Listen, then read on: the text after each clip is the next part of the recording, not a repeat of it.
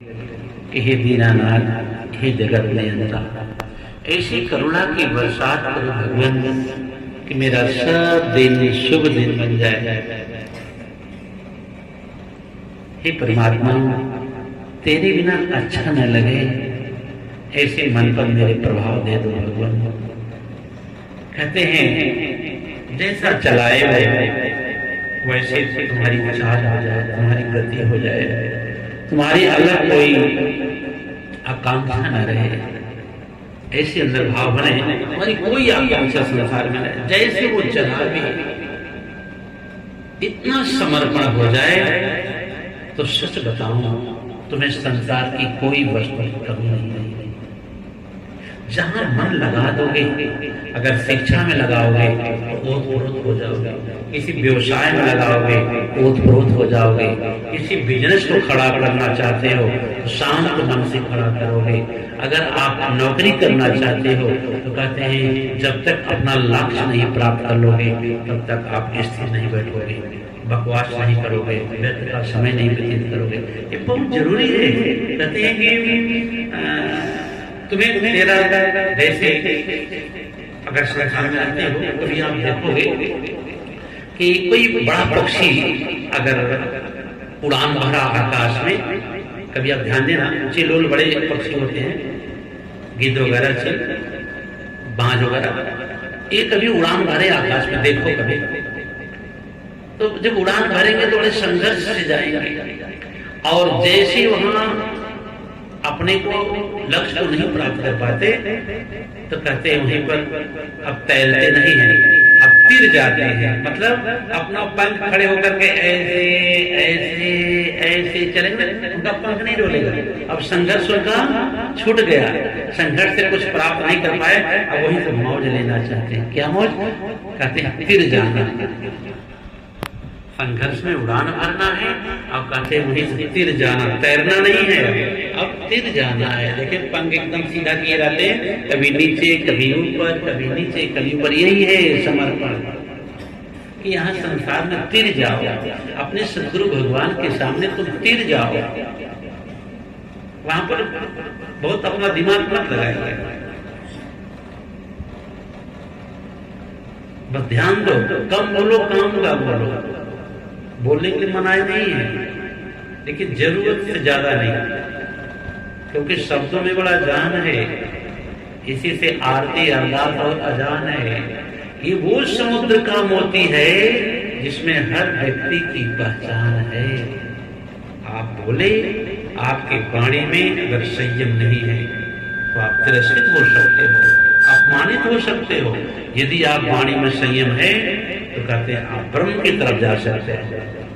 ये ध्यान देना योग्य है। नानक देव जी भ्रमण कर रहे थे, कहीं जा रहे थे, तो जाते जाते एक सूफियों का गांव मिला। तो सूफियों के कुछ गुरु आए हुए थे, वहां पर संत लोग आए थे, तो अपने ढंग से वो भजन सत्संग सुना रहे थे। नानक देव उस रास्ते से गुजरे तो लोगों ने बताया कि और संत आए हुए यहाँ पर। तो वो सूफी के संत थे और नानक देव एक पेड़ के नीचे वहीं रुक रहे और रुके। तो जब सूफियों को पता चला कि कोई और महात्मा आए हुए हैं और जाकर अपने गुरु से बताए कि कोई और गुरु आया हुआ है, तब कहते हैं सूफी संतों के, सूफियों के जो भक्तों के जो गुरु थे, वो सुबह में प्रातः में एक गिलास दूध भर करके, इतना लबालब दूध था कि जरा से खाली नहीं था, इतना भरा दूध जब सूफियों के गुरु नानक देव के पास भिजवाए तो नानक देव के साथ जो और शिष्य थे, मर्दाना आदि उनके शिष्य जो थे सेवादारी करते थे, वो भी वहीं बैठे थे। जैसे वो शिष्य लेकर के आया सूफियों का भक्त कोई, और नानक देव देखे कि वो गिलास जरा से खाली नहीं, एकदम लबालब भरा हुआ है।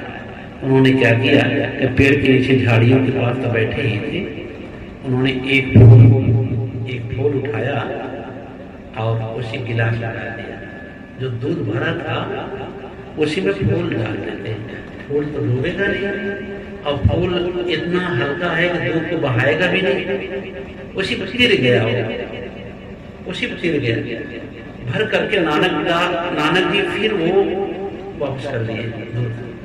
जब लेकर के वो चला गया भगत, तो नानक देव के जो शिष्य थे मर्दाना, आज बोले समझ नहीं पाए आप क्या कर रहे हैं, इतने आदर से दूध आया, अब आप एक फूल डाल करके वापस कर दिए, क्या मतलब था इसका?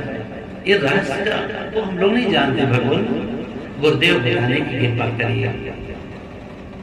तब नानक देव ने कहा, देखो वो सूफियों के कोई गुरु आए हुए हैं और उनका कहना था कि आप यहाँ से चले जाइए, यहाँ जगह खाली नहीं है। दूध भरा एक संकेत था कि आप यहाँ से चले जाइए, एक संकेत देखो कि आप यहाँ से चले जाइए, यहाँ भरा हुआ, मतलब यहाँ कमी नहीं है संतों की। तो नानक देव क्या फूल डालकर संकेत करते हैं, ले जाओ अपने गुरु को दे देना कि मैं जो है फूल की तरह तिर जाऊंगा, भार नहीं बनूंगा, यहाँ किसी कोई अड़चन नहीं होगा, मैं फिर फूल की तरह तिर जाऊंगा, इस तरह मतलब कोई भार नहीं होगा।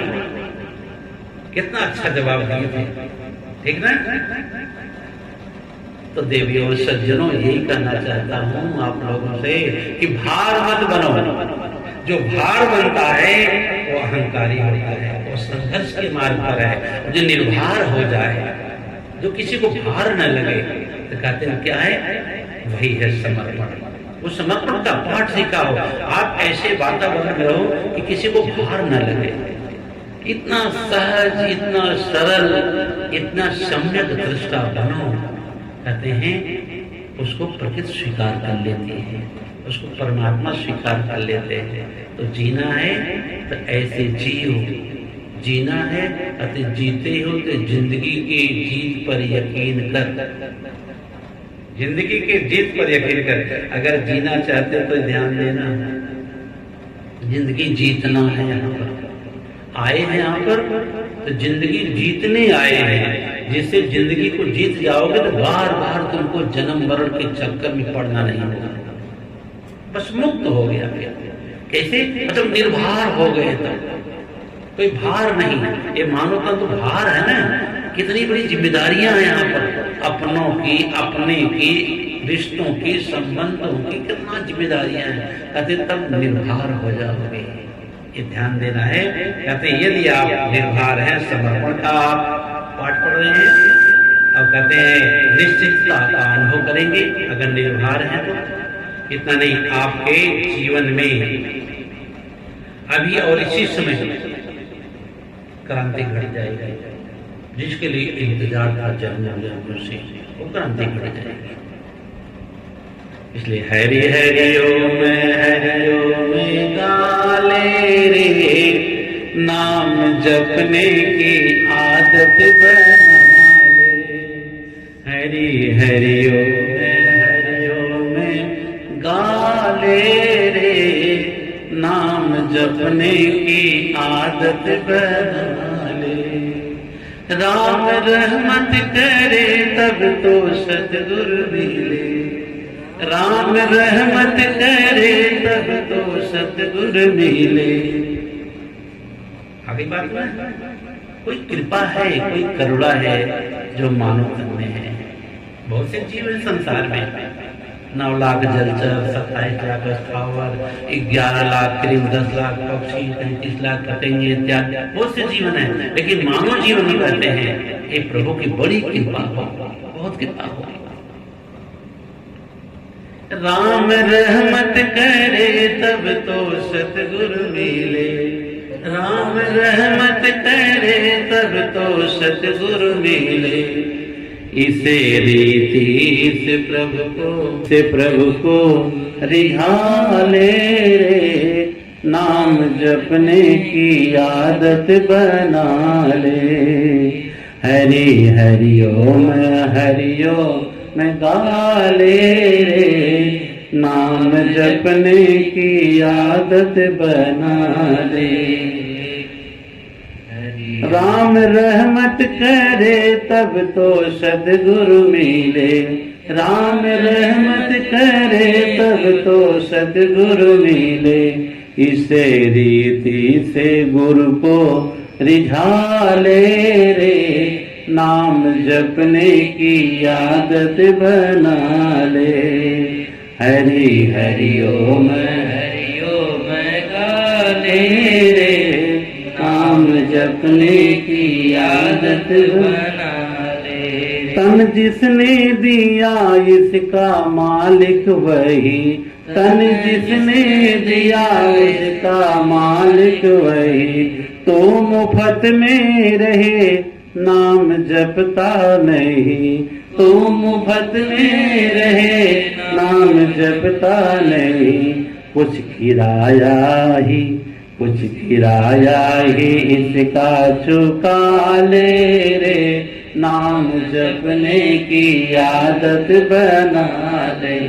हरि हरि ओम गाले रे, नाम जपने की आदत बना ले। जग रिझाने में जीवन गंवाना नहीं, जग रिझाने में जीवन गंवाना नहीं। एक पल भी गुरु को भुलाना नहीं, एक पल भी प्रभु को भुलाना नहीं। श्री सतगुरु को यों ही रिझा ले, नाम जपने की आदत बना ले। हरि हरि ओम गाले रे, नाम जपने की आदत बना ले। श्री सतगुरु को यों ही रिझा ले रे, नाम जपने की आदत बना ले। नाम जपने से मंजिल को पा जाएगा, नाम जपने से मंजिल को पा जाएगा। प्रेम करने से मंजिल को पा जाएगा, प्रेम करने से मंजिल को पा जाएगा। ध्यान करने से सतगुरु नजर आएगा, ध्यान करने से सतगुरु नजर आएगा। तू घड़ी भर ही गोता लगा ले रे, नाम जपने की आदत बना ले रे। हरि हरि ओम गाले रे, नाम जपने की आदत बना ले। हरि हरि ओम गाले रे, नाम जपने की आदत बना ले।